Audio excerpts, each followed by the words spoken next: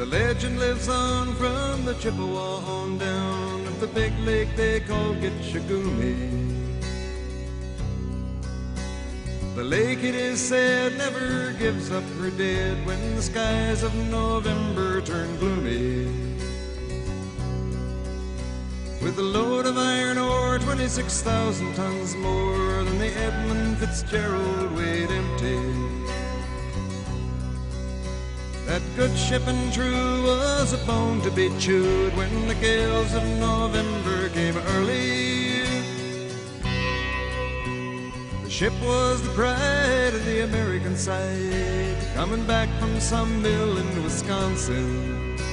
As the big freighters go, it was bigger than most, with a crew and good captain well seasoned, concluding some terms with a couple of steel firms when they left fully loaded for Cleveland. Then later that night when the ship's bell rang, could it be the north wind they'd been feeling?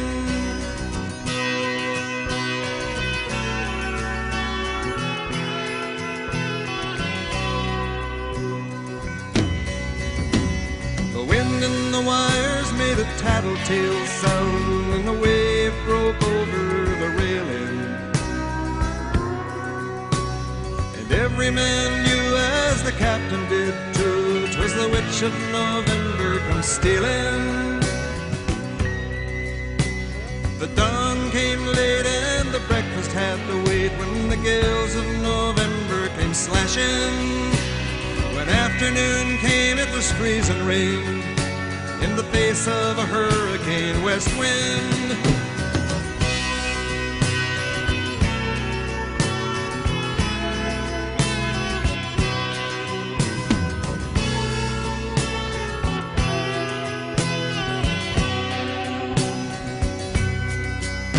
When supper time came, the old cook came on deck saying, "Fellas, it's too rough to feed you."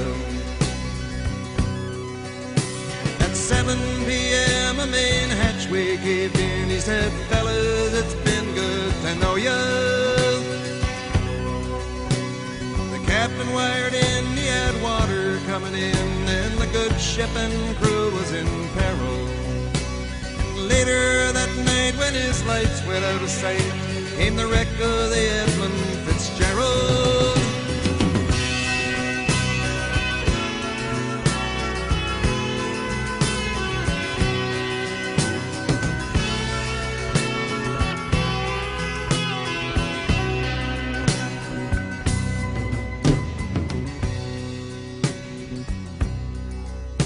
Does anyone know where the love of God goes when the waves turn the minutes to hours?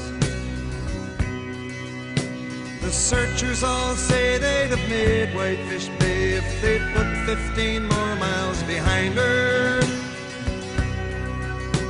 They might have split up or they might have capsized. They may have broke deep and took water.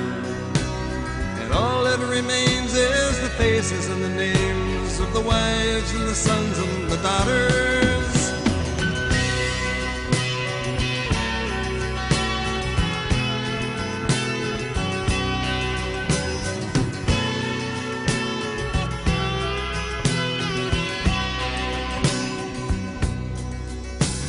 Lake Huron rolls Superior sings in the rooms of her ice water mansion.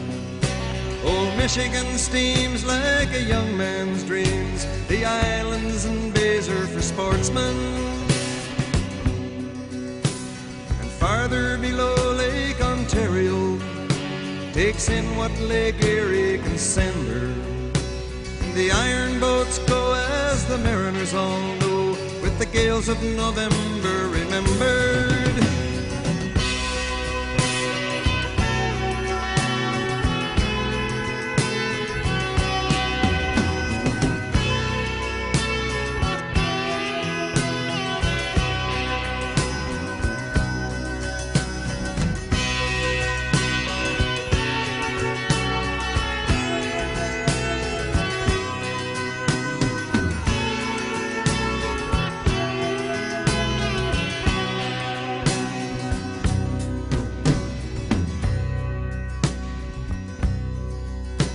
In a musty old hall in Detroit, they prayed in the Maritime Sailors' Cathedral.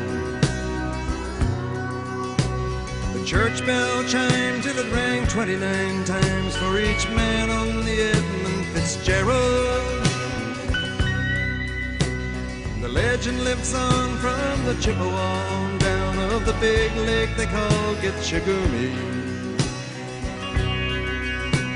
Superior, they said, never gives up her dead when the gales of November come early.